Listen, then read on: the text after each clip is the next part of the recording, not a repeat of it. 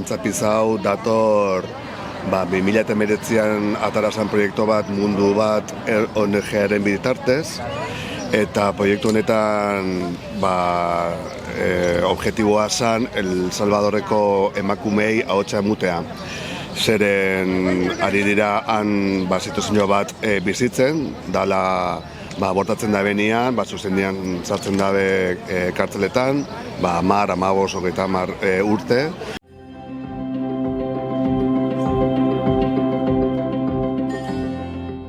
Gure tokitikan esaten genuen bizipen horiek oso zaila zirela gure larruan jartzia, eta orduan buelta pixka bat eman genion eta pentsatu genuen nolako homenaje moduko bat egitea emakume hauei, eta hortikan abiatu ginen.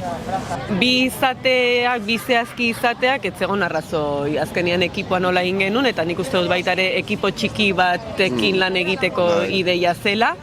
Baina gero gure artean bai zegoen ideia hori talde ideiarena, emakume hauen bizipenetan ikusten zenun azkenean beraiek aurrera egin zutena elkarreri babestuta, elkarreri apoiatuta eta elkarren indarrakin. Netzako nire aldetik, erronka handia izan da, porque alde batetik ni ez nago El Salvadorren eta nez emakumea. Eta esperientzi bezala izan da, sorkuntza aldetik oso polita, baina bai gizonal izatetik, bai, erronka polita eta wow.